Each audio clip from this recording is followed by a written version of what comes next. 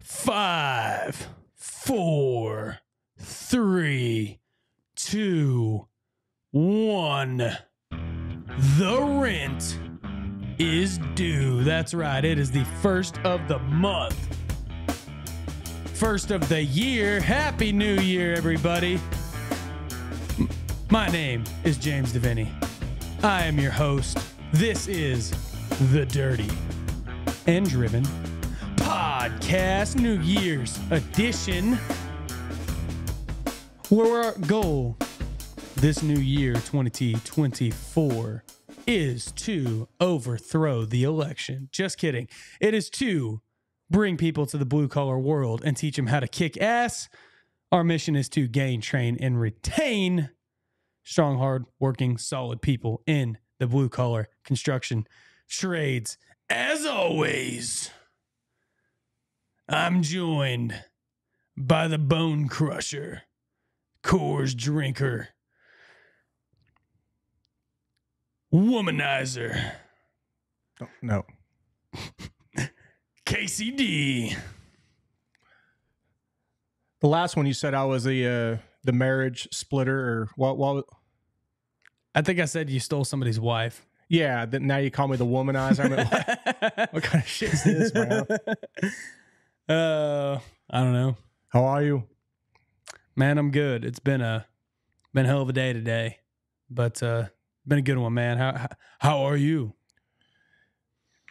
Rent's due. Did you ever see Kingpin? I never did. It's a classic, dude. Actually, no, I did watch it. Bill Murray, Woody Harrelson.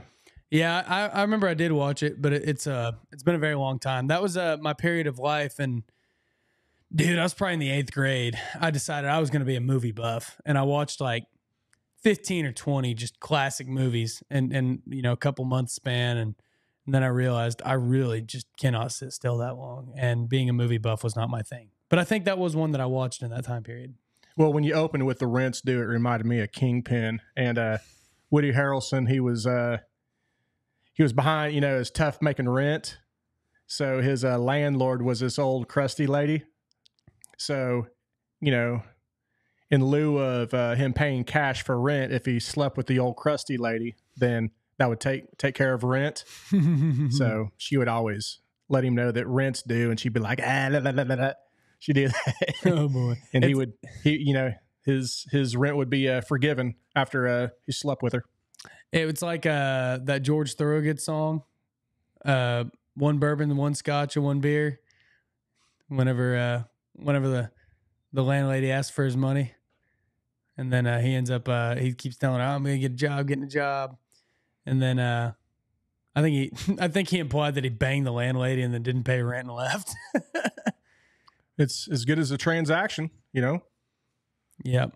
So, no, I did that because there's a guy in town that owns a lot of rentals.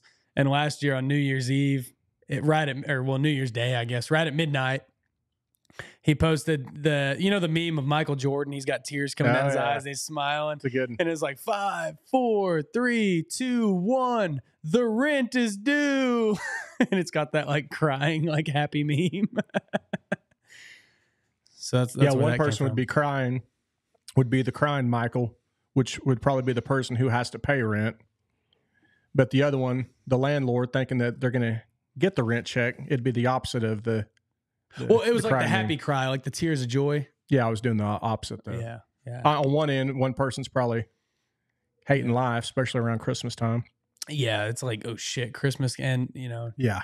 Now it seems like everybody's wife's birthday is around the 4th quarter of the year. So Yeah, just like our anniversary was. Speaking of, I got a message from one of our listeners the other day. They had listened to our two episodes ago podcast, which it really was just the yesterday one. And I mentioned that my anniversary was on December 12th. And I'm going to let you know who it was. I'm going to give him a shout out. Was it my wife? No, I said him. A shout out. The Real Dirtworks. Oh yeah. Yeah. Hey, Chad. yeah. Hey, my anniversary is 12/12/2008. So he got married on the same day 2 years later. Oh, so you and Chad share an anniversary, huh? Yeah. That's badass, man. It's a small world. Yeah. So shout out, dude. Shout out. Happy late anniversary. That's a good dude right there. Chad's a good dude. Yeah, guys. If you're new to the show, or if you've been listening a while and you want to new, I'd prefer you keep your clothes on. Well, they don't see what's going on. Chest down while we're sitting here. You can only see chest up with us. Right now, I've got 18 layers on. Speaking of cold as shit. Oh, I got another shirt today. Oh yeah. Oh, you got a Wheeler Walker Jr. shirt. Wearing the old Wheeler. Yeah. Where is it? Wheeler. Oh yeah. Oh yeah, dude. I don't have quite as an exciting shirt on. I got this badass coat though. It's an Ariat coat. There you go. And fleece lines, 4 layers. Wheeler's been doing his promotional tour for the new album Ram. So. Oh, okay. Are you going to see him? Man, he doesn't have any dates in this area. It's all kind of eastern, not northern. Have dates in Oklahoma? He will. It's normally those people who set up the tour dates. They do the main ones just to get something out. Then they'll do the fillers. Yeah, kind of like the Shane Gillis that was here. That's what I'm hoping. That's what I'm hoping Creed does. I love Creed, dude. They're going to Dallas and stuff. But see, that happened to me whenever I saw Motley Crue. Like we went to see him in Dallas.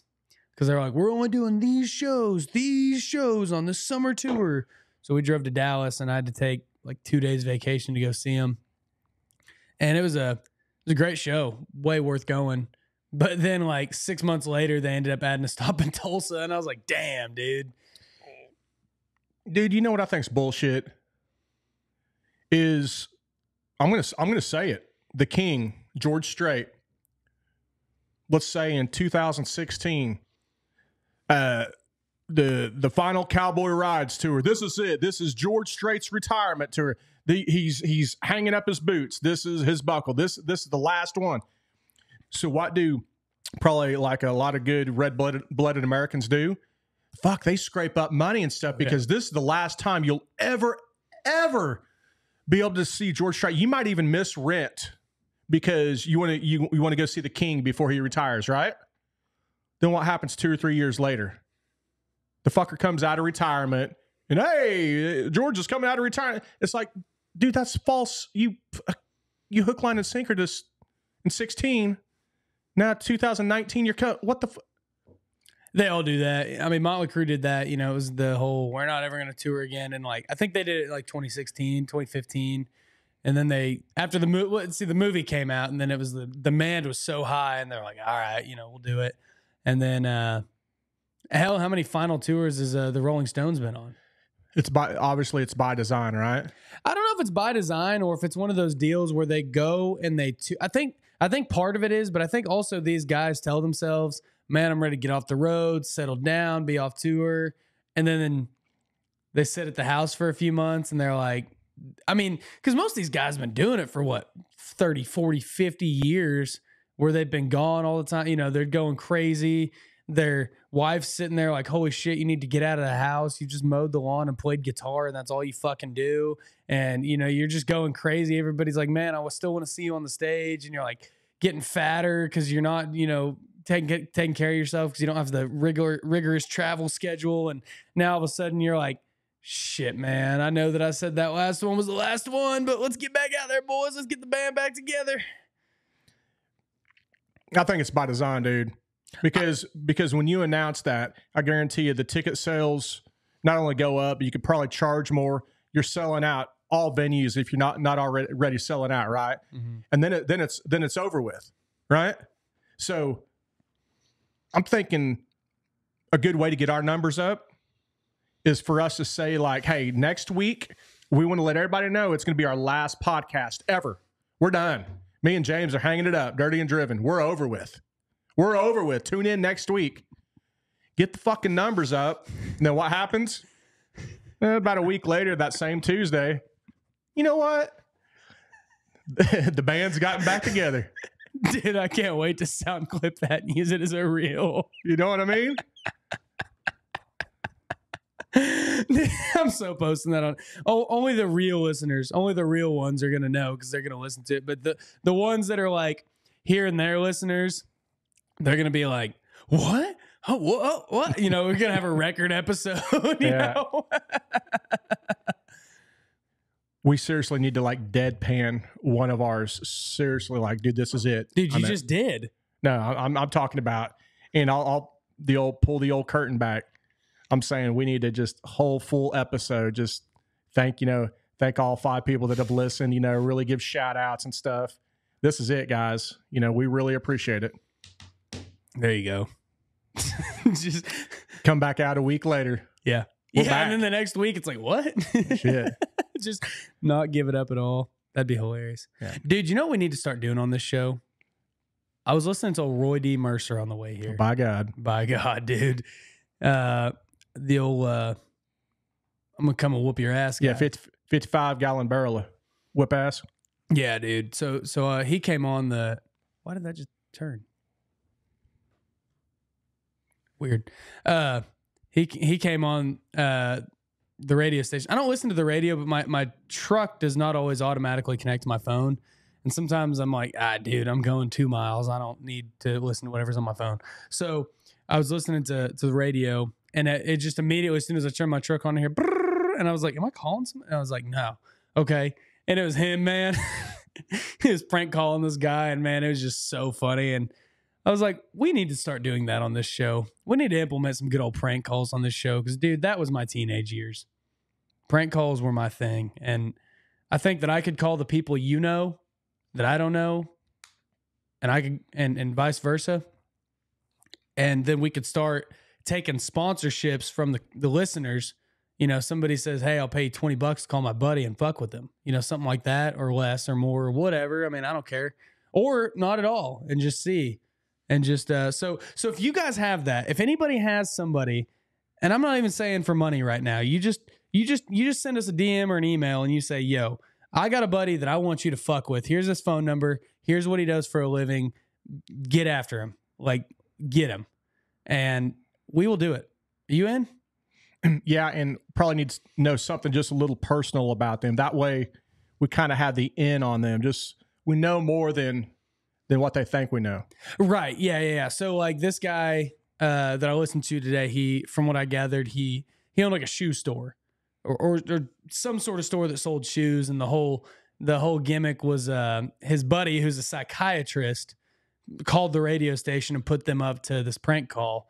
And it was like, well, hey, so there was this woman who I know, who's my sister, and she came up and she bought a pair of shoes for her little boy. Well, turns out he put them on and they're girl shoes, and she tried to bring them back to you all, and you guys wouldn't take them back. So your store told us to give you a ring. And he's like, oh, okay. And he's like, they tried to take them back and they said they was too scuffed up because they'd been worn once before, and he couldn't do it. And they're like, all of a sudden, he's wearing these things to school, and little Tommy, he's getting beat up, and they put a pink bow in his hair in the bathroom, and they wrote homo on his locker, and he's had to have psychiatric evaluation, and they sent her a bill for $220. And she's a widower now, you hear, so she can't afford to pay no $220 bill. He's going to need 3 more visits. You know, the gist of it was, you need to pay for it. I'm going to come whoop your ass. Yeah. And then he's like, well, you can just make that check out to Dr. Paul, whatever, it was his buddy. And he's like, that's when the gimmick was up, but he strung it out for my whole drive to the studio. But, Yeah, he'll string it out as long as he can until they finally, they either know what's going on or they really get fired up. Then he'll. Yeah. So if you guys have friends that you want us to call them and really get them fired up, especially the ones that really get fired up, you let us know. I'll come down there and put a pop knot on you. He always says pop knot. And the common, speaking of measurements, dude, I listened back to our podcast 2 podcasts ago when I tried to ask you how many square feet was in a cubic yard. Yes. Dude, I eat humble pie bad, man. That was a good learning lesson on not knowing it all. Because I not only listened to that, then I tried to recite what I'd heard on the kilograms to pounds conversion. I admit, man, I sounded like a damn idiot. And it's weird how sometimes when you're so stuck in your ways on a certain thing, that when you're adamantly think that you're right, but then when there's clarity and you listen back, you realize how much of an idiot you were. We've all been there, man. It's kind of like the old, and this is way deeper than what you just said. Way deeper. I mean, like you were in the kiddie pool, and I'm in the deep end. But they say that. What the fuck did they say, dude? I just totally lost my train of thought. All I know is I was in your wheelhouse, and I was trying to call you out in your wheelhouse on some basic measurements, and I was dumb. But to follow that up, I preface that with the common thing is a barrel. How many gallons do people always say is in a barrel? Like what, 55? Yeah, that's the common thing that R.D. Mercer always says, right? Mm-hmm. Well, this is something I do know. Trust me, 100%, well, 99.9 is barrel measurement for like crude oil when we're moving product is actually 42 gallons instead of a 55-gallon barrel. Interesting. It's 42-gallon barrel.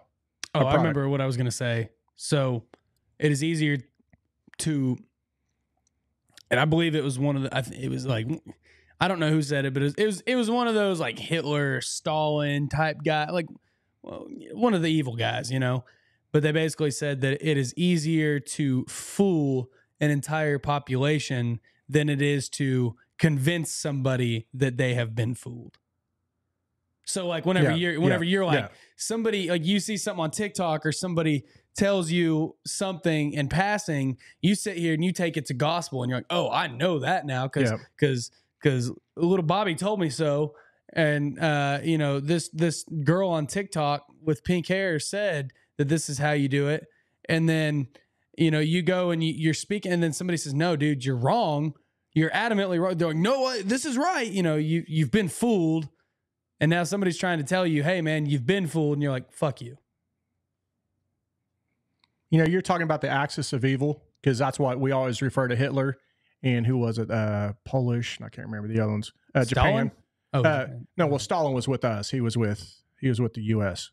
No, he wasn't. Joseph Stalin. Is that who you're talking about? Yeah, he was not with us. Oh, I thought Russia and all of us conquered the Nazis during World War II. Russia was not on our side. Bullshit, dude. Russia was the one who killed fucking Hitler, dude. I mean, I'm not saying that that's false, but I don't think Russia was good guys in World War. Dude, because after World War II was the Cold War. Yeah, but no, who was the one before Stalin? Lenin. Oh fuck, dude, you got to cut this shit out then. You're cutting it out then. I don't know, dude. Where are you going with this? I don't know where you're going with this. For one, you're cutting it out. And if you don't, I know where you live.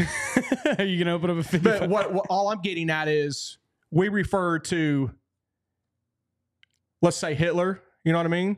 Mm-hmm. And the Japanese as the axis of evil. But on the flip side, they probably think that we were the axis of evil. You know what I mean? We're the bad guys. They're the good guys. They're fighting for a just cause. So I've always wondered that, dude. And this dives deep into conspiracy. And I'm not going to go way into it. No, this ain't a conspiracy. But no. What I'm saying is like, now look, I mean, my wife's family is German.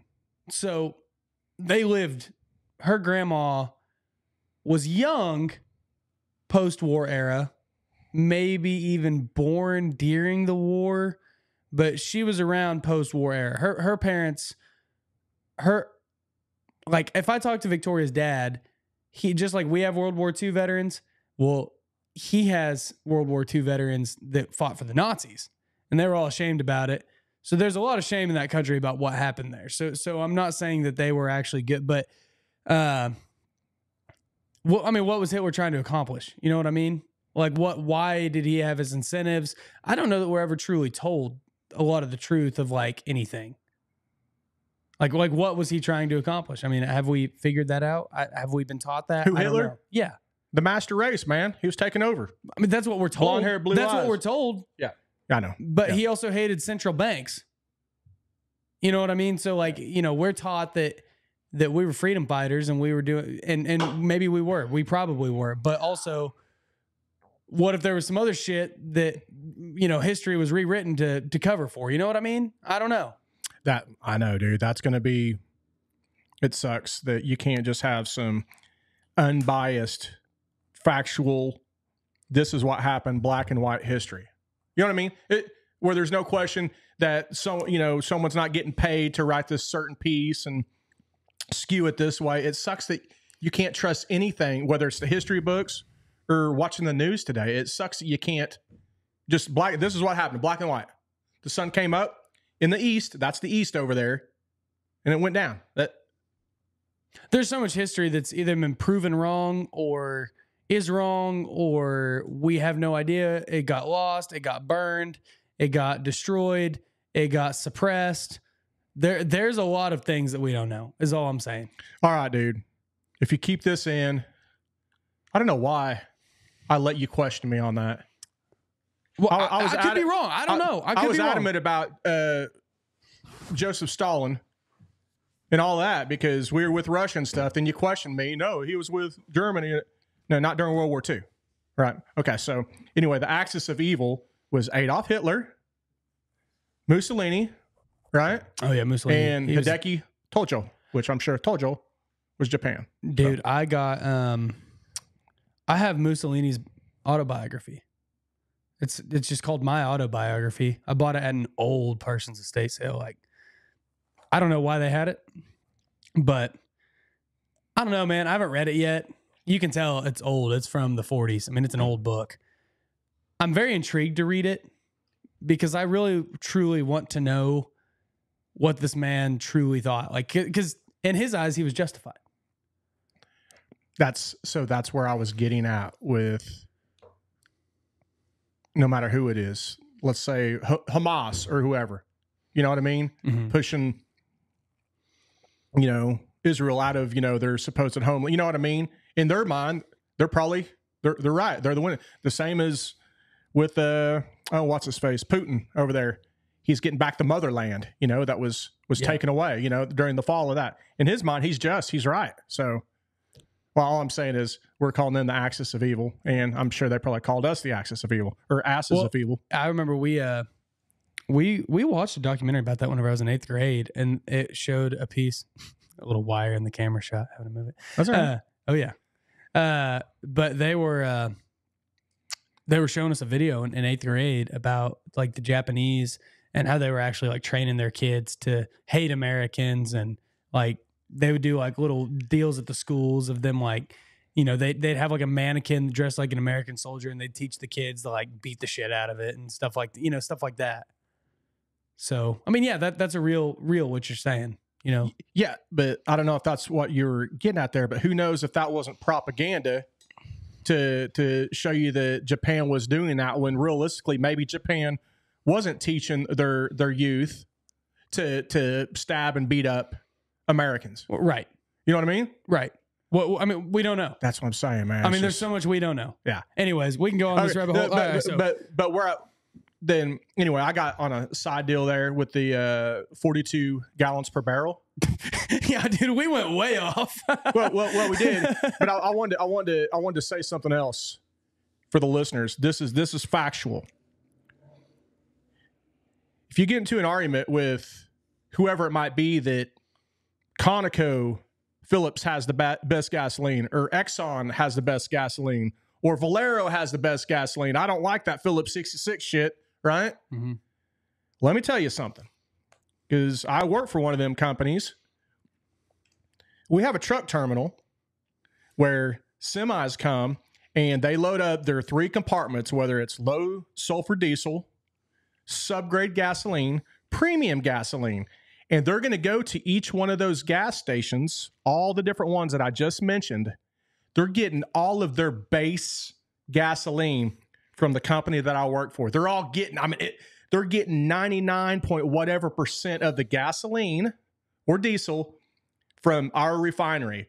Then all they do is, depending on if they're going to a Valero or an Exxon or whoever, we have additive tanks that'll either sequential blending where they'll shoot it in while it's being filled, or they'll do it at the end. And this additive is just like this little sprinkling, blip, blip, blip. And that little sprinkling, although it's this base gasoline from the refinery, that sprinkling will make it an Exxon gasoline or the sprinkling will be the additive for the Valero gasoline. So what I'm getting at is, aside from the additive, all of that gasoline or diesel comes from pretty much whatever the local refinery is closest to the gas stations. Which makes sense. It does make sense, right?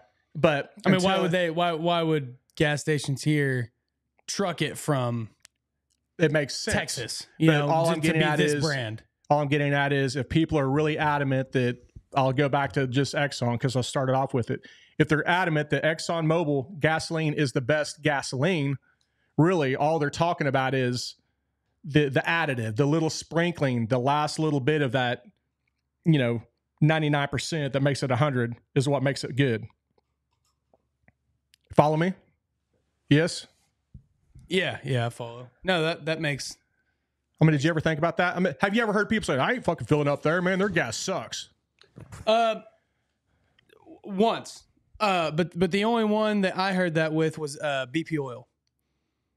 I was with my buddy, and he's kind of a hippie, and he was like, it was a couple of years ago. He's like, I won't fill up at a BP gas station because of the Gulf oil spill. Yeah. So I guess that's fair. I won't support them. I've never heard anybody else like really have one. I mean, like I've heard it, like if you have rewards points, like dude, I do rewards points with OnQ. So, which is actually OnQ, Jiffy Trip, they have the same kickback rewards points or whatever. It's a lot of Phillips gas stations have it. So, I mean, I'll go to those. I mean, I'll go, but it's not because I care about what gas it is. It's because I want my points. Yeah. Dude, back in the day, what killed me about my old man would be like, son, I'm driving over to Blackwell to get some gas. I go, Dad, why are you driving all the way over to Blackwell? That's 20 miles away. Because, son, it's 4 cents cheaper over there. The old spending dollars to save dimes. Yeah, dude. You got a 25-gallon gas tank and 4 cents. You saved $1. Yes, supposedly. Saved $1, but spent an extra 2 hours getting gas. Yeah, and burned extra gas getting over there because you drove across town or whatever. Well, across town and to the next town. And yeah. Well, I gave him a reason to back road and drink his Coors Lights, He just was looking for something to do. Always. Yeah. Always. Yeah. Oh, I'll get it, son. My old man, if he was going to go take the dogs to the vet, the quickest route was literally, let's say 3 miles. Just straight, get on this road, drive down there. There's the vet. But you know what my old man did? He would hit the old back roads, the dirt roads. He would make it a 10-mile, 15-mile trip just to get 2 or 3 miles. That way he could drink and I bet the entire time he acted like he was in a hurry and got mad. Anytime somebody was going slow in front of him or cut him off or, didn't take the light when they should have, I bet he was, oh my gosh, would you hurry the hell up? Nah, he was the opposite. He was the guy that was going super slow. He was the guy that was driving around at 6 a.m. just making everybody late for work. Yeah, he was the guy that would get pulled over for going too slow. Gotcha. And that would be, well, goddamn, I could take the animals to the vet, and that'd be, a 3-hour task when really it should have only been 15 minutes. Well, I guess when you just need something to do, man. Well, when you're retired, that was when he was retired too. So. Did he mow the lawn 8 times a day? No, he wasn't that. I'm not saying frugal, but he wasn't that good on his lawn. So yeah, dude, I got guys like that in my neighborhood that I swear they mowed every single day in the summer. He'd take care of his lawn in his backyard though, because what he'd do is he would piss in different spots each time, and that would help keep the grass from growing, keep it evenly yellow. Yeah, dude, I went to a deal. We had like this little get together in my neighborhood one day, and it was just me and a bunch of old men, and they were all talking about their different, grass treatments and stuff. And one of the guys' wives chimes in, they're like, well, I heard so-and-so puts some kind of manure in his lawn. And all of a sudden these other old men, was that how he gets it so great? I need to, and like for the next hour, it was just like, I need to know what fucking manure he's putting on his grass. Yeah. Like he can, just like scheming in their head. I was like, guys, y'all are lucky if I even cut mine. Yeah. Some people are anal, literally, about, dominating with their lawns. I have noticed my neighbor, and he's a good dude. I like him a lot. But, he's pretty good about his lawn. He probably mows twice a week. But I've seen it happen before that anytime I mow my lawn, he mows his the next day. Always. Like, I'll mow, like, I saw it one day. He mowed his lawn on, call it a Sunday. And I mowed mine Monday. and I saw him Tuesday mowing his again. I was like, what the hell, dude? It's funny to me. You got to dominate, man. Oh, yeah. So what I'd do to set myself apart when I lived in town was, instead of just mowing the old, line this way, I'd do diagonals or something to set myself apart too, I've got the worst grass on the block. I mean, I barely water it. I wouldn't say the worst, but it's up top 5 worst yards in my neighborhood. And it's a neighborhood where people take care of their lawns. And I don't mow it enough. It'd probably be nice if I mowed it more, but I'm like maybe every 10 days whenever I really should be like every 7 at least. But I just don't care. I have other shit going on. And I refuse to pay somebody to mow my lawn, at least as of right now. But I probably will next year, honestly. But I don't enjoy mowing the lawn. But I'll do it diagonal, so all the neighbors will be sitting like, "Man, your lawn always looks so good." I can just see the other old man who really put a lot of effort and time into their lawn, just like stewing, like that motherfucker. They're like, "Look, what about my lawn?" Anyways, dude. All right, so we're 30 minutes in. Perfect. Let's get to our topic, man. Oh, by the way, did you ever find your turtle? I haven't continued looking for him, only because it hasn't been super subcold like it was the last time that we talked about it. Is it normal for him to burrow for this? I mean, it's been what, 2-3 weeks since you? Oh, at least, yeah. I mean, when we got him the previous year, about the same time, we had him inside during the whole cold spell. And we had water and stuff for him, and he would be like he was in dormancy because it was a little cooler where we kept him, and they just don't move. Every now and then, if it got just a little, like if it heated up where we kept him, and it got just a temperature where it was a little warmer, then he would get more active and maybe go over to the corner or something. But it literally is all temperature based on how active they are. Okay, so he's just chilling. Just chilling. He's just chilling underground. Yeah, but I do want to get him. But I've been watching the weather closely, and I'm a really good procrastinator. Yeah. So I'll probably wait till the day of the big cold front coming in. Then I'll do the same thing. I'll dig a hole. The nice hole that he made. I'll dig it out again, and run his perfect slumber to where it's nicely insulated. I'll run it for him again and probably leave him there again. So does he just not eat for that long? That's what I'm saying. They don't. They don't eat. They don't eat or anything. Huh? Oh, wow. So he can go months without food or water. Yeah, that's what he did. That's what he did last year. That's pretty wild. Because we kept him inside the whole time and had water and everything. Now, if we would have turned the heat up to probably 80 degrees or 90 degrees where we kept him, then he probably would have been active and eating and pooping and all that crap. But that's wild, dude. So I had somebody correct us about your turtle. We kept calling him a turtle. Well, somebody, one of our listeners came up to me in person. They were talking about, hey, did Casey ever find his turtle? And we were talking about him. And this other guy's listening goes, well, what kind of turtle is this? And I was like, oh, it's like a big African sulcata tortoise. Yeah. But yeah, well, see, that was his thing. I kept saying it's a big African turtle. I don't know what kind of turtle it is. It's just, I pulled up a picture. He's like, he said, I was driving down a river road one day in Newkirk, and he said, I saw one of those in the middle of the road. And so we stop, we pick up, I put it in my truck, and his dad's well known over there, and he knows all the, outdoorsy people and stuff, all the landowners. And so they're kind of calling around, putting stuff on Facebook. Like, hey, we found this, tortoise, and is it anybody's? It ended up being a guy a couple doors down, and he's like, shoot, it may be the same one. I can't imagine there's too many of those around here. Yeah. I said, yeah, I don't know. That's why I asked you that one day if he lived in Newkirk ever. But his point was, I kept calling it a turtle, and he's like, what do you mean turtle? You mean a tortoise? Okay. I was like, oh, okay. Yeah, what a tortoise. He's like, because tortoise are the land ones. I was like, yeah, okay, yeah, the tortoise. Oh, is that kind of like how mice are the ones that are inside the house and rats are the ones that are outside the house? I guess. I don't know. Tortoises. I don't use mice and rats interchangeably. I guess I never have. But. No, it was a movie. Gotcha. I was quoting a movie. I've heard you quote it before. It's hilarious shit. Anyways, dude. So guys, real quick, I think I was going to start saying, did I say this already? If you're new here. No, yeah. I didn't get a chance to finish this because we went on to nude here.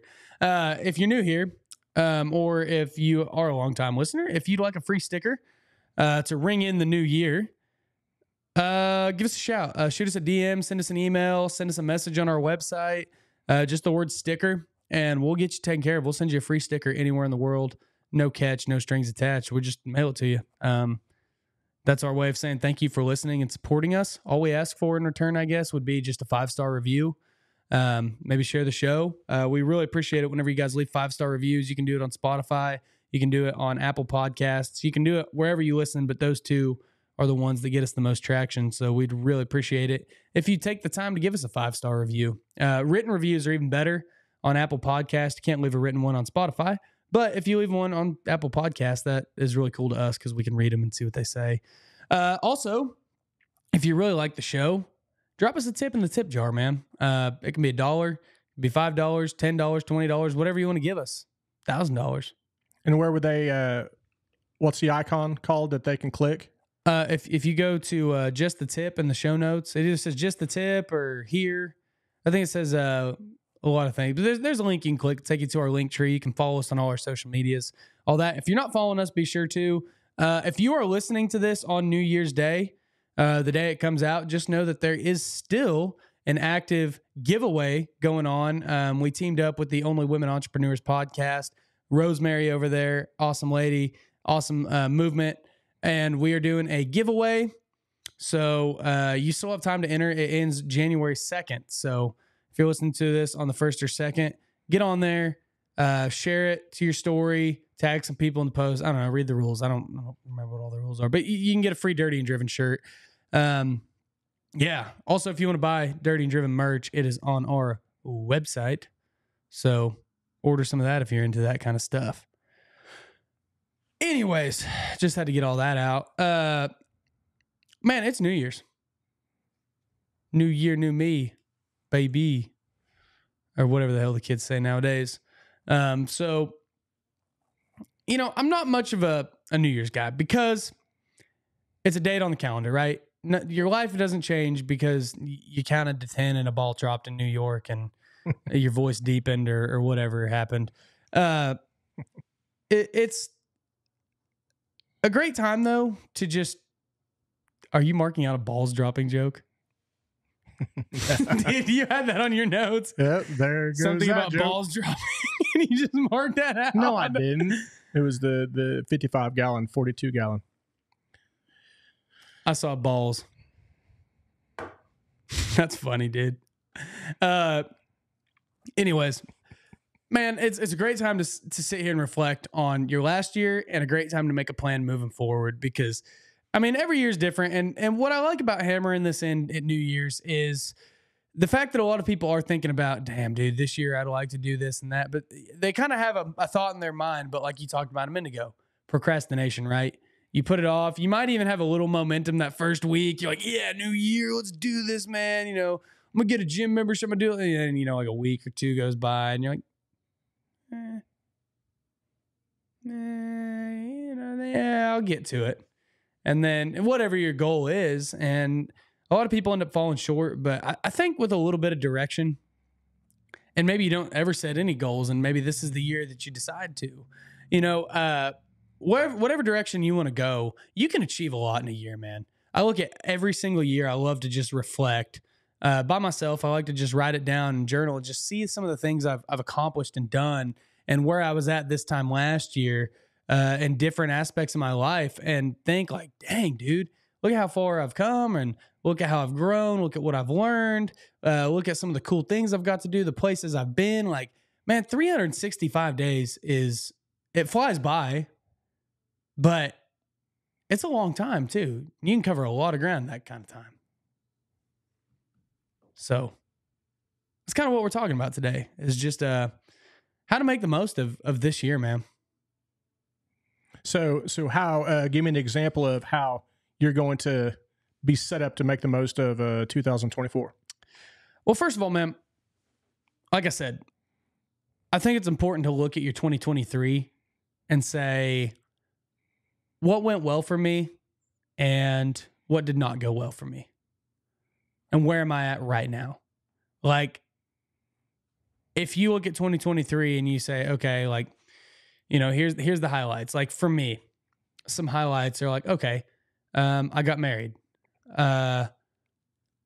I did 3 really hard endurance challenges. I started playing in a band. This podcast has grown a lot. Like, you look at some wins like that, like, okay, great. Like, where are we at now with all those things, right? You know, where am I at with my marriage? What are the good things? What are the struggles? Where am I at with my fitness? What are the good things? What are the struggles? Where am I at with this podcast and with Dirty and Driven Consulting? Positive struggles. My career, what have I accomplished this year in my career as a project manager? Positives, struggles. My real estate, positive struggles. You know, I break it down into every aspect of my life. And maybe all you have is you're a single dude, you have your job, and that's it. Like, that's your main claim to fame. You have your whatever, you know, you go, you're an operator, you go home and you know, you live by yourself and all that. Great. That's awesome too. Man, there's probably a lot more blessings that you can count than you can think of. You probably had some big wins at work. You've maybe had some big wins in your family. You maybe had some big losses in either one of those. So I think the first thing you need to do is just take assessment of where you're sitting right now. Does that make sense? Yeah. That's good stuff. I think holding yourself accountable, doing like you're talking about, self-reflection. I think you can do it on a micro scale with anything you do in your day-to-day. You don't have to consume the whole day with reflecting on stuff, but you can look at whatever task or your fitness, and at the end of the day or at the end of the week, think about, like you said, what went right. We do this out at work. You, like I said, you could apply this to everything if you want to get better. What went right? What went wrong? And what can I do to going forward to make it better so this doesn't happen again? And if you do that each time, then hopefully you get rid of all the wrongs and you're pretty much on a path to right. But that was on a micro scale with small things. But then on the larger scale, like you're saying, at the end of the year, which this is the end of the year, beginning of a new, do that thing, look at the whole year as a whole and look at all your what went rights and wrongs. Yeah. And I think after you take assessment, then you have to look at, all right, where do I want to go from here? Well, you know, if you're like me and you have a lot of things going on, which a lot of guys in the industry, they're busy guys. They have a lot going on. They're guys that cannot sit still, right? So you look at, what are my top priorities? Where do I want to get better at? You figure out the top ones, and then maybe part of what you need to do too is eliminate some stuff. Dude, that's what I've been really reflecting on these last few weeks is, what do I need to cut out of my life? Because I'm not able to keep everything that I do as a priority. So what gives? What are my top 3, 4, 5 things that I really care about and want to focus on and want to go all in on? And what are the ones where I'm like, I used to be excited about that, but now I'm not so much. There's not a lot of momentum in that direction, and it's hard to cut that off, but let's just go ahead and cut that off. You know, what are those things? It might even be people. Yeah. Who are those people in your life? You know, there's that too. So you gotta figure that stuff out. Well, what you were saying really leads me to basically, as far as like how to set goals, right? And I think it's important that people know how. A lot of people, they hear the word goals a lot. They say, you know, we're reaching new goals, or we're targeting new goals, or, you know, I have a goal to own a boat one day, or like, you know, they have broad goals, or they just don't have goals. They're like, I don't give a fuck, dude. I show up, I do my job, I go home, and that's it. You know, I know guys like that too. And there's nothing wrong with that. But I think a few decent goals in 1 or 2 aspects of your life will boost you in other areas too, because it gives you a reason and a purpose. If you have no goals, I truly feel as if you have no purpose. I know it'd benefit me, and I know I need to do at least a few. Yeah. Well, dude, let me. All right. Okay. You have a lot going on too, right? You've got a lot of little projects and things and stuff in all sorts of different directions. Life. Yes. Got life. You're like me, dude. You want to try everything. You want to do everything. You hate to say no. Whenever you see an opportunity, you want to pounce on it. Right. Right. You and I are very similar in that way. That's where having some goals can guide you. Like, let's say your maintenance business. I know you, dude. You're always like, man, I'm here to help you. I want to service you. I want to do whatever I can. And I know that there's guys like me that whenever I need something, you're there. Right. And then there's people that's, you know, yeah, if you want to do it and you're interested, you're like, oh, yeah. But then you start like, kind of the time game comes in, right? you know, and it's like, or maybe you bit off more than you can chew on certain things, and maybe you get into it and you're like, okay, maybe I wish I didn't commit to this. Right. I know that I do that. I'm not saying you do that, but I know that I do that. So, but if you have goals that you can look at and you can say, does this align with my goals? Yes or no, then that kind of help you on the front end and help you be more successful overall, if that makes sense. Oh yeah, I can definitely see it being beneficial. Mm-hmm. Sometimes with me, you know, my bills are still paid. I still get shit done. We have our health. Everybody's happy. Now, granted, I could be a lot better probably in life if I did have some goals down, had them in front of me, and like I said, did a self-assessment, you know, see if I'm on the path, if I do need to trim some fat, cut the shit that's weighing me down. Yeah. You know, is that is it, like you said, is that aligning with where I want to be? Yeah. And dude, let's be honest. Not everybody has to put in, I put a lot of effort into this. It means a lot to me. My goals mean a lot to me because I have big goals and I have big dreams. And to have big dreams, you got to have big goals. You got to dream big, shoot high, aim high, and go for it, right? Like I said, there's some dudes that, look, man, they're single dudes. They go to work, they go home. Maybe they go hang out with their buddies on the weekends. That's cool, man.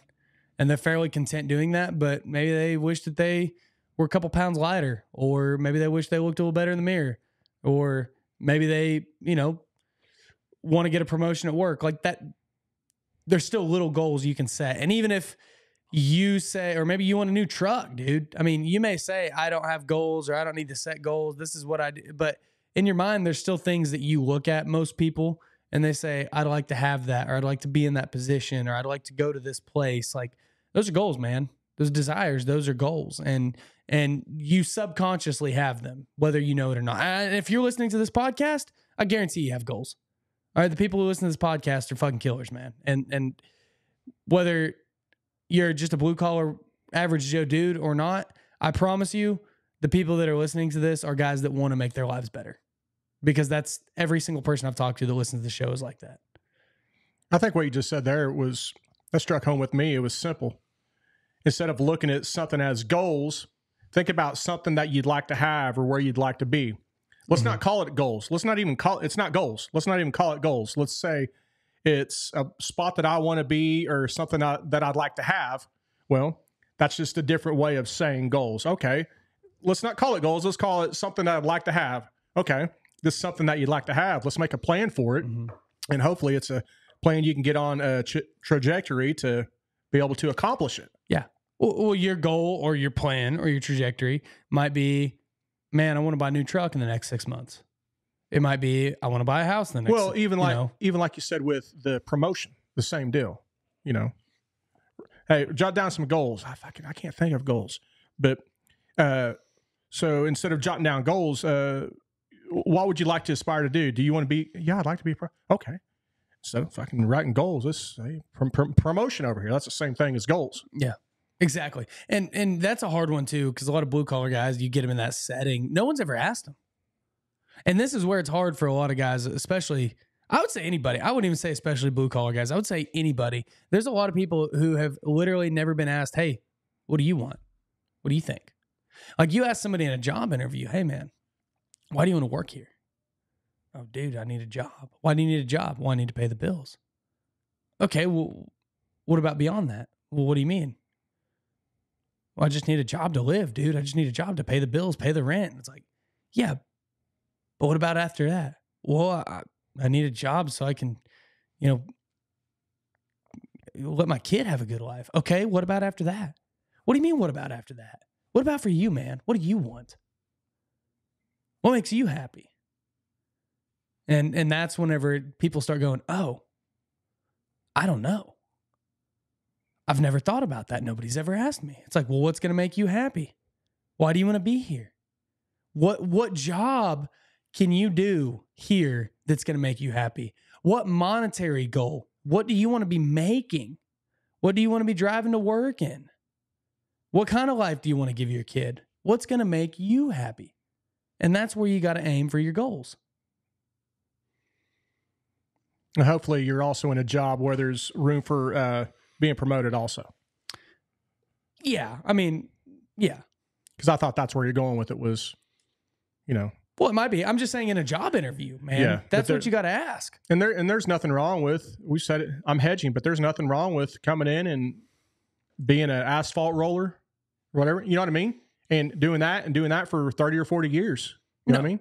If you're content with it, that's cool. Dude, I know a guy that I work with that he's a loader operator, and he's been a loader operator at the same plant for 40 years. What's a loader operator, by the way? Front end loader. Okay. Like a big front end loader. Yeah. You know what I'm talking about. No, I didn't know that's. Yeah, I'm saying that's what he does. Okay. So he stockpiles gravel and he loads it in the asphalt plant, and he loads trucks. He's been doing it for years. So it's cool. Yeah, man. So, yeah, I think you got to look at where do you want to go and what you're good at, right? All right, so you work in this industry, or maybe your goals are work related or they're monetary related. I can tell you my big goals, and I've got sub goals for different things. I'm not going to go into all that crap. Yeah, I've got goals for Dirty and Driven. I've got goals for my real estate. I've got goals for that stuff. Okay, I've got goals for my career. I've got goals for my asphalt crew. I've got those goals. But these are my broad goals right here. Basically, I have a financial, a personal, a business, and a fitness goal. And those are the ones that I prioritize the most. So I think that that's pretty cool way to do it. You can do it however you want. You can write 1,000,000 goals. Last year at the beginning of the year, I wrote a lot of goals for a lot of different things, a lot of sub goals. And it was just, I was maybe a little over optimistic. You know what I mean? So this year I kind of put it more into broad categories, and that's more so how I'm going to base the things I do in my life off of is off of those broader goals. But I think it's important to have your big, broad goals and then have like what I kind of base my life off of is a 3 to 5 year vision. I kind of have like where I want to be, like my dream life vision of, you know, whenever that comes 10, 20, 30, 40, 50 years from now. And then I have my 5-year vision of where do I want to be in 5 years, 3 to 5 years. And then I have all right, what can I accomplish this year? And those are the ones that really drive you towards those 3 to 5 year goals. And those 3 to 5 year goals drive you towards those 20-year goals, you know? So that's just kind of how I am on goal setting. Everybody's different. Everybody starts differently. I've done goal setting for a long time, so I might be different than somebody else. I noticed you had financially down there first. Yeah. Oh, they're in no particular order. Well, it's a big driver. I mean, it is, man. Ain't that something? To accomplish the other goals that I want to accomplish, the finances have to be right. Yeah, but I mean, your health. I mean, you can maybe do that. Still got to pay the bills, though. My health, but I mean, some of the fitness stuff I want to do requires a little bit of dough. You could be like that tortoise and, you know, not have to worry about eating during the winter months. It'd be kind of cool, honestly. That's, you talking about the ultimate fasting. That's the ultimate fasting, right?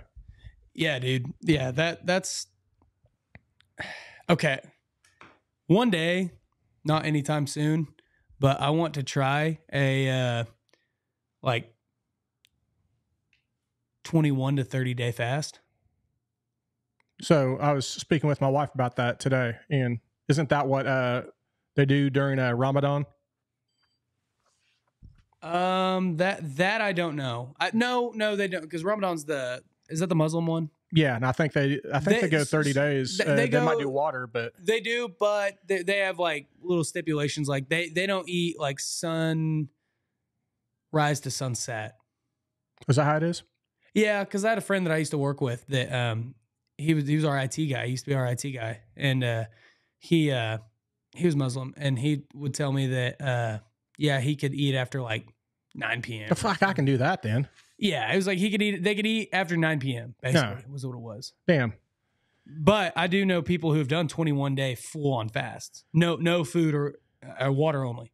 Yeah. Well, I'm big time. I think the latest and greatest craze right now is the water fast. Have you heard of that?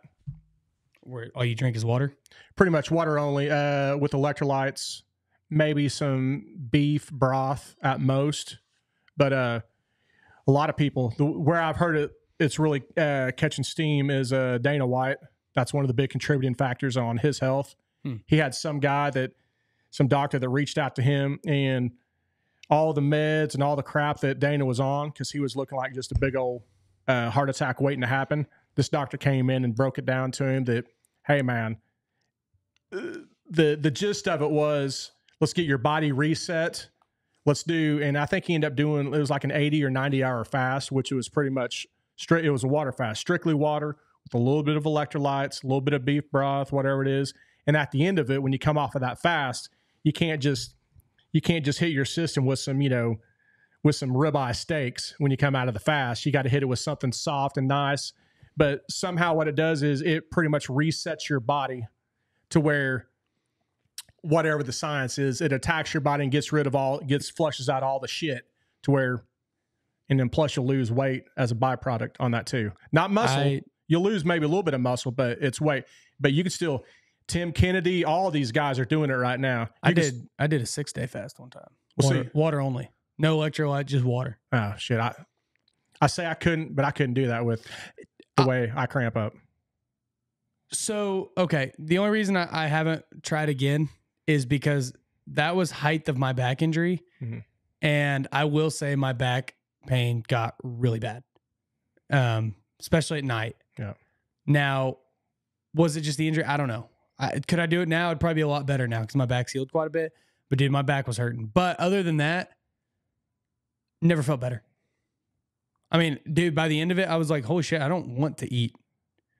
Like, you get so out of the habit and like you feel good, and it's like, so you're just like, huh? You're like, I don't know. It just like after 2 days, you're like, I'm not even hungry. And so hopefully, since I'm a non-disciplined person, hopefully that would, because I am going to do it. Hopefully that would help kind of reset me on, not reset, have me settle down on my food portions and stuff. See what I'm saying? Once I come out of it, maybe. That's why I hedged it with hopefully. Yeah. I mean, I will say after I was done, dude, I had a pork butt on the smoker. I made me a big old pizza in the oven. Like I made a homemade pizza. I went to the store the day before and I was like, oh, dude. You totally ruined the whole thing. No, I mean, I didn't do that. I mean, I waited till I was done, and I didn't. They say for every 3 days you do a full fast, you should do a juice fast for a day. I didn't do that. But I did go into, actually my stomach wasn't that wrecked. So I started off with a protein shake. Mm-hmm. And that was kind of how I got that.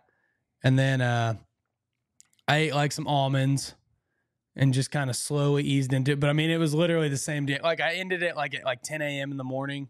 And then by the end of the day, it was like, all right, pork butt, pizza, let's go. So anyways, all right. Let's get back on topic here, man. That pizza sounds good. Speaking of, that's what I'm saying. Let's do this, man. I know you got to get going soon. Yeah, but that's, I think setting tangible goals, man, is awesome. I know that a lot of churches and religious groups, the first 21 days of January, they do a full on fast like that. And I know several guys, including pastors and stuff, that have done 21-day water fasts. And I'd love to do that. I'm just not going to do it right now. But anyways, man, yeah. So what I was saying about the goals is I like to do your big grand life vision. And I like to do this 3 to 5 year range because that's a little more realistic and you can kind of see it a little better. And then I like to do just this year, what do I want to do? And what I like to do on those goals, I like to find what I'm capable of and go past that red line. I like to say, okay, I made this many dollars this year. Let's up it 15%. So it's like not an unrealistic number. It's not like I'm asking to double it. Unless you're in a business or something, obviously that is realistic to double it. I mean, but like, let's say just your personal finances, you and your wife, you say, all right, I made this many dollars this year. Let's push that envelope just a little bit more, an extra 10, 15%. Like it's enough to where it makes you have to work for it. It's not going to just happen. Right. So that's kind of where I find those. And I do that with my personal, my fitness, all that. Like my fitness goal, man, do 3 hard endurance events this year. I did 3 last year, and 3 is a good number for me without just totally trashing my body. But like last year I did a marathon. I did the 100,000 step challenge, and I did a triathlon. This year, I'm still going to do the OKC Marathon.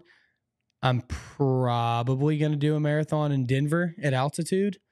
And then I'm going to do another one that I haven't decided yet. So stuff to challenge myself. But the reason I have those big events is to keep myself going all year long and not get lazy. Kudos to you, man. Yeah. But it doesn't have to be that. You know what I mean? Those Yeah. are extreme. And I get that. But it's something that it's like, if I don't do it when that day comes, it's going to show that I didn't do it.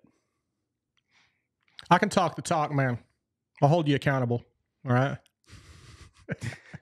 Am I going to do it? Probably not.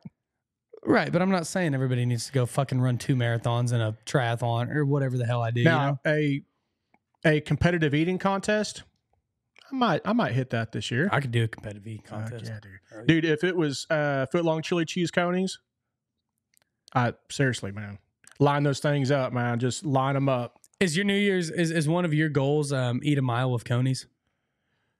We could do that. I mean, obviously, do Eat the a math mile on of that. conies in 2024? If they're Sonic conies, remember it's 11 1/4 inches. It's not a full foot. So. We're talking raw, unsoaked conies. Yeah, I don't know about that, man. If they're all beef, it's got to be all beef. I'm man. not saying in one sitting. Still the 5,200 and whatever 280. Here Yeah. you are with your measurements again. in 356 days. You know, that's How many would that be? How many? We calculated this before, but 5,280 divided by 365. Well, I guess it'd just be 5,280 divided by 12. No, I didn't do it right. no divided by 365 would tell you how many. You have by to 12. eat each That's how day. many conies you have to eat is 440. So divided by 365. Is this a leap year? I don't know. I think you got one extra day. I Sweet. think this is a leap year. There are 4 years of leap year. So you're at 1.2 conies a day. Is that it? That's it. To get 1 mile of conies. Are you sure? Let me do it again. 5280. No, it's 14. It's 14 footlongs a day. How? Now you're gonna. Dude, 5280 is yeah, but you questioned me on the Stalin deal. Now oh you're questioning shit! me No, on you're right. Because why would I divide by 12? That's Yeah, 5,280 feet. So it's 5,280 conies. Yeah, divided by Feet. 360. Yeah, I divided by 12 for no reason. Damn, dude. I need to start sticking up for myself because you've got me twice. But now. you have an extra day probably. So 14 and a half conies a day 14 and a half footlongs a day. Probably do that. average. So you could do more. You could have a rest day in there. Yeah, well, I'm gonna have my 3 days of water fasting, so that's gonna be 362 days. Clear your system. Yeah, There you go. When are you going to do your water fast? Do you know? pretty quick. I've been talking to my wife about it. I'm serious about it. I'll tell you what, man. 3 days is just enough that you can really feel some good effects from it. Yeah. And I've done plenty of 2 day, 3 days, and then like I said, I did that 6 day before, and the 6 day was a little tougher just because of my back pain. But 1 day, I do 1 day really often, especially when I travel because I don't want to eat shitty airport gas station food and all that. And then 2 days, not terrible. 2 days it gets a little harder. The second day is the hardest, Yeah. and then day 3 you're like, okay, I'm rocking, and after that you're pretty good. Well, I'll try to seriously be like a normal, everyday lifestyle. Get a baseline of baseline of what I am, and then I'm going to go into it. Then when I come out of it, I want to see how I am after the 3 days to see what type of changes happen. Yeah. So yeah, dude, that's awesome. I'm actually glad to hear that. I'm happy to hear that you're going to try that out. I want you to see this information, which you're in good health, which to be 25. Oh man. Oh, But- send me the info, dude. But I'm I always want you learning. to see what the big buzz is about. Well, I'm always learning, dude. Yeah. I mean, health is one of those things that they tell you. I mean, science is always changing. Somebody says in a research study today that, oh, okay, this is great for you, and then 20 years later you find out, oh, that's terrible for you, or oh, actually, that's kind of outdated. There's, we've got new research. It's always changing, so you never know. Yeah. But anyways, let's move on to the next part. So yeah, you want to set those goals like that, right? So the short-term goals are important. I think it's good, like I said, to get you some categories. Maybe it's career, financial, home, marriage, relationship, whatever those goals are, dude. Maybe it's just a daily task you want to do. Maybe it's, all right, my goal this year is I'm going to do like a truck driver I work with. He says he said my goal is to do 100 push-ups every day and walk 5 miles every day. And he does it every day. And he's been really, really good about it because he tells me about it all the time. And I think it's awesome. Maybe it's you're going to work on your personal business every single day. Maybe it's you're going to post on social media every day, try and grow your network, right? Stuff like that. So I think that it's important to do that. I think a lot of these goals too, you should put a timeline on. Like a lot of mine, I have a date on it. Like some of them are like by my birthday, by 5/15. I want to, for example, I want us to be at 10,000 listeners a month by 5/15. We're not quite there. So that's one that I'm really going to be pushing hard, the show, on growing the show to get us to that. So, and asking for help and doing stuff and really upping our production game, right? I mean, that's a big goal. But it's got a timeline. And if I fall short, then it's like, well, shit. And I've got several others. I won't go through everything, but, things like that. Some of them are year-end goals for financial stuff. Like it's year-end goals because, you got to add it all up at the end of the year anyways. So, I think putting timelines on stuff is a good idea. Like maybe your goal is I want to lose 5 pounds by, let's say your goal is I want to lose 20 pounds by June 1st. That's a great goal. I'm glad you have a timeline on it because then you can be looking at that and you can be sitting there going, fuck, June 1st is coming up. It's, it's March. I've lost 5 pounds. I need to stay on it. I need to get a little more serious. April comes by. You're like, okay, I'm up to like 7 pounds lost. And like in May, you're like, oh shit, I'm really going after it now. So I think timelines are great. And I think that you can really speak things into existence when you have a timeline rather than just, I want to do it someday. I think timelines are good. Back to that Dana White deal. I've been watching a lot of his stuff lately, but have you ever heard of the Full Send podcast, guys? I've heard of them. Never listened to them. They're the biggest thing. But one of the guys on there, he was a 300 plus pounder, and Dana, when he got on his big health kick, he looks better now at 54, 55 than he did 15, 20 years ago, and he was jacked, but he's like lean. But he cared about this guy's health so much that he threw a little money on it. He said, hey, dude, I want you to lose 40 or 50 pounds by this certain date. And if you do that, I'll give you $10,000. Now, granted, money helps, right, for a little motivation, but he cared about his health. Well, sure enough, the guy got down. The kid got down to like 280 or so. Dana said, great, man, here's your 10 grand's nothing to Dana White, right? But he was more worried about his health. Well, then he said, all right, dude, I want you to lose another 40 pounds by X amount date. Well, the date came. The kid kind of didn't lose his weight. There wasn't much change. Dana extended the date a little bit. Said, dude, I'm serious. If you don't do this, you ain't getting the money, man, but I care about you. He dropped another 40 or 50 pounds as of last week or so. Now he's pretty much down 100 pounds in, 6 or 8 months. Has never looked better, is happy. Granted, he had a little incentive with some money, but it's just a cool thing he was set to a timeline, to get a little reward, but the reward also is his health. Yeah.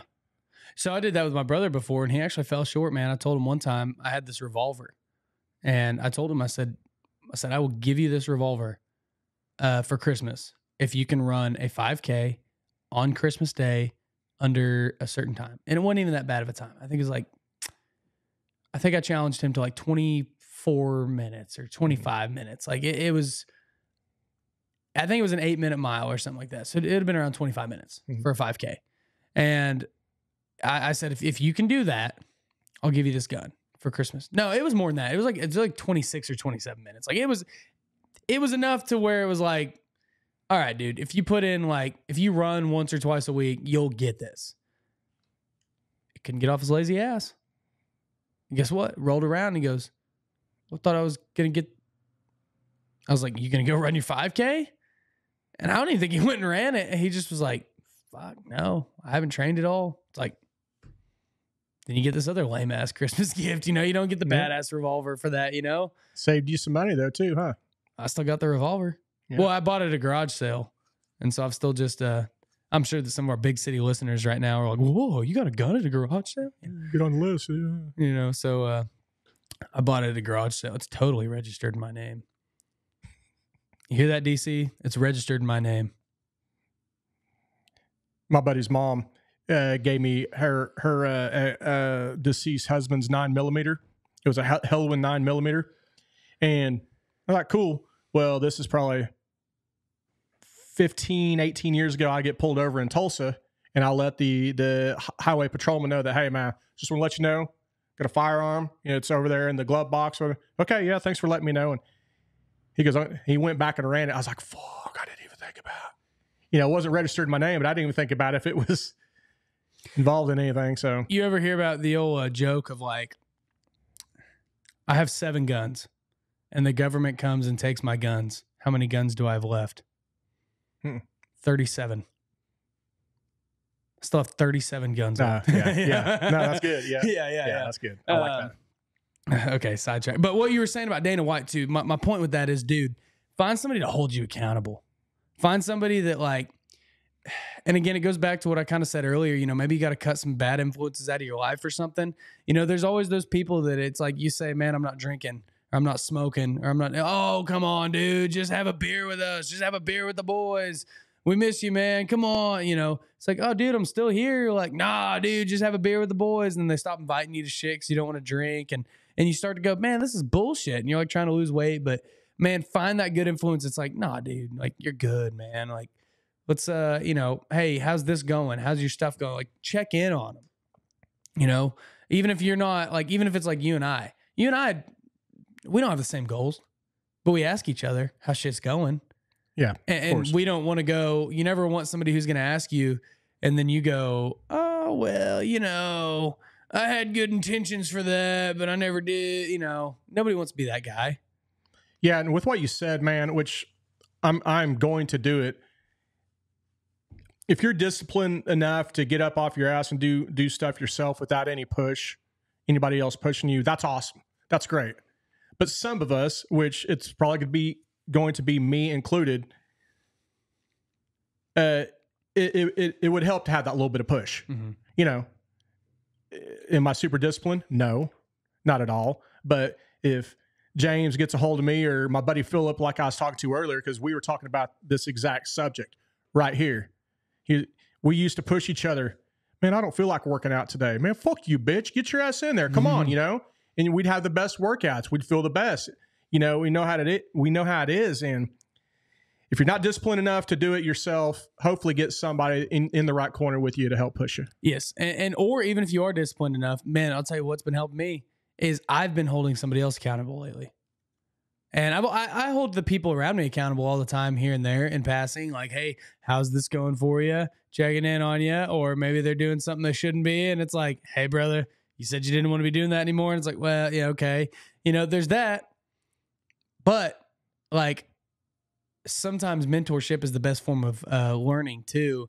And so like my little brother, man, I've been trying to get him to get a fitness routine for years. And granted, he's 15. So like it's not like I've been like, get your fucking ass to the gym, you little pussy ass bitch, you know, you little maggot. Yeah. Like, no, I ain't been like, who's going to carry the boats, motherfucker, you know, to him, you know, but man, I mean, you know, for 15 years old, he ain't that great a shape. You know what I mean? So I've been pushing him. Well, he finally hit a point where he's like, okay, I'll go.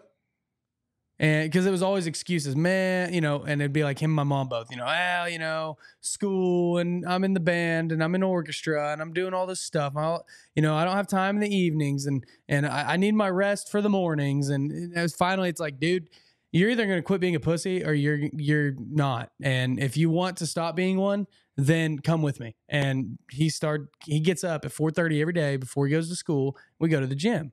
And that's awesome, dude, because there's days where I wake up and I'm like, fuck, I just want to snooze. I just want to snooze my alarm for 15 more minutes, you know?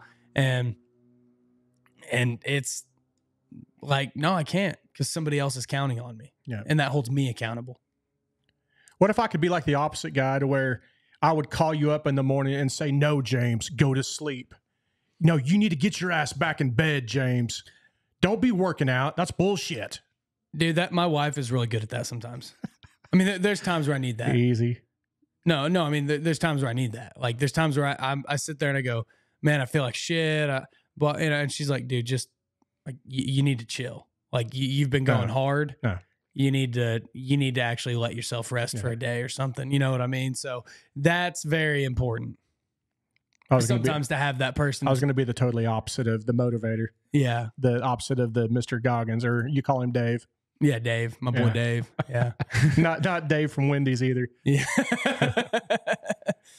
Dude, there's this guy at Wendy's that I see. Speaking of the gym and Wendy's, there's a guy. I'm going to just see if I can find the video. Every morning I saw him for a while, for probably a month. It'd be 5 a.m. when I'm going to the gym. And it would be in the Wendy's parking lot. And he'd just be riding laps around the Wendy's parking lot on a bicycle covered in Christmas lights. And this was in like July. Every morning. It's like, dude, what are you doing? Doesn't surprise me. Doesn't surprise me that side of town. Dude, it's like, is this a Wendy's commercial? Yeah. Why is Wendy's so sketchy? We used to have a guy at the old gym. He'd always come in before he somewhat worked out. We'd call him the Vulture, because he'd always come in. He's an older dude, and he'd always kind of just prey on all the young girls that were working out. Oh yeah. But he'd always walk in with his Wendy's sack, and he'd have a Wendy's bowl of chili in there. Oh yeah. So his name was the Vulture. We'd always call him Chili Bag. There's old Chili Bag. Old Chili Bag. Yeah. That's so funny, dude. And that asshole, when he'd walk through the gym, he'd do snot rockets. He'd blow his nose out. He'd hold it and he'd blow it out on the floor and crap. Ew. Yeah, dude. So we said that was like his Mortal Kombat move, to where he'd be like, "Get over here," and he'd take his nostril and he'd blow it, and the old snot rocket would go and hit somebody, and it wrap around their neck and decapitate them. Ew. Yeah, That's so gross. that was one of our Mortal Kombat characters. Dude, the Vulture. I need to find that video, dude. It's pretty funny. It's just because every day you're like, the first day I saw it, I was like, what the heck's going on at Wendy's at 5 a.m.? And it's just dude riding his bike, riding laps on the parking lot every day for like a month. Must have been his, I guess he'd worked there maybe, and that's just his way of getting to and from work. He didn't last very long, evidently. My buddy Philip's got a sketch of the Vulture, the one I'm telling you about. Oh, does he? I'll have him send it to you. The exact character that I just told you, man. Yeah. He's got him like perked up, in the corner, like an old vulture. And every now and then it got the old snot rocket and the old chili bag. That's great. He's got all types of characters drawn up. That's man. awesome. Well, hey man, let's start wrapping this thing up. So basically the moral of the story, man, is set some goals. And if you've never set a goal before, basically just use this template. Like, I want to pay off this loan by this date by paying this much money per week. Practical goal, right? You figure out what you can do, what you have to give up, what you have to sacrifice in order to make that happen. Get yourself, maybe you want to get out of debt, right? That's not a great thing. And I'm going to do an episode on finances here very soon. It's something that I've been wanting to do. People have been asking me to do, and I haven't done it yet. So, but I think that we can do a good episode on that. But anyways, maybe it's, I want to lose X amount of pounds by X date. I'm going to work out this many days per week, and I'm going to not eat bullshit, 5 out of 7 days of the week or something like that, right? Just steps, right? Just break your goals down. It's not that hard. Break it down into small bite-sized pieces of, this is where I want to go. This is what I have to do. And as you start to accomplish these goals, you'll find momentum. And as you accomplish these goals, you'll realize, hey, I'm not a loser. I'm a winner. I can accomplish goals. And then you just keep going and the momentum builds and you can set bigger goals and you can go after bigger things. So it's great stuff like that. Just to look at what have you been procrastinating and how can we go from there? If you want to have help with this, shoot us a DM or send us a message on our website. We do offer personal coaching services that are geared towards blue collar people. We've had some great clients. And we also offer it for companies / corporations that if you want to do this for your company, for everybody working in your company, then we are up to do that as well. So let us know. And maybe your goal is, I want to gain, train, and retain solid, hardworking people in the workforce. You can hit us up for that too, and we will help you as an owner, as a manager, figure out how to do that, what we can do. It involves a lot of goal setting, a lot of getting yourself uncomfortable, a lot of cutting bad things out and putting good things in, and we'll move from there. So if any of that interests you, just connect with us on our website, shoot us a DM, send us an email, dirtyanddriven@gmail.com. But dude, the last thing I want to say too is quit blaming everybody and everything around you for the reason your life sucks.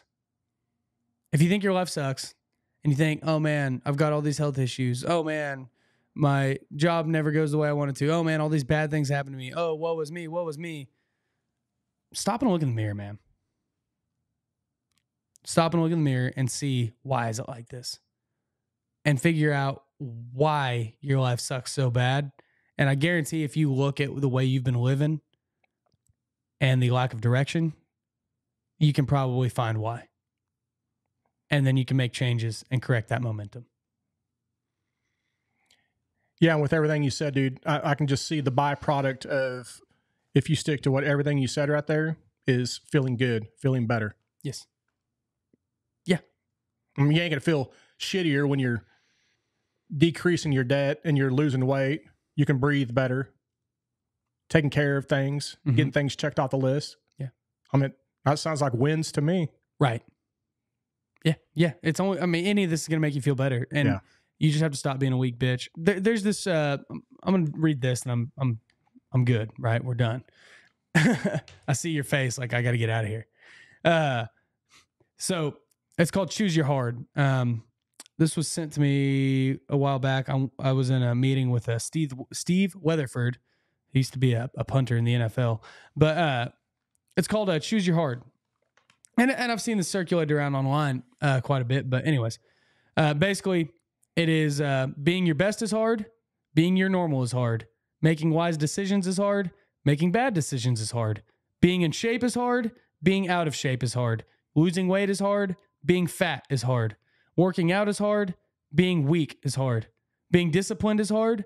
Being lazy is hard. Getting out of your comfort zone is hard. Staying in your comfort zone is hard. Starting a business is hard. Working for someone else is hard. Making a lot of money is hard. Making no money is hard. Being rich is hard. Being poor is hard. Having great relationships is hard. Having bad relationships is hard. Having no friends is hard. Having friends is hard. Fighting for your marriage is hard. Divorce is hard. Having a lot of things is hard. Having nothing is hard. Living on purpose is hard. Living off purpose is hard. Doing life God's way is hard. Doing life your own way is hard. Everything is hard. Choose your hard.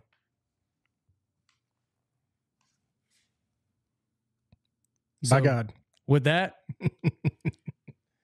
I'm going to say, go out and do something hard today.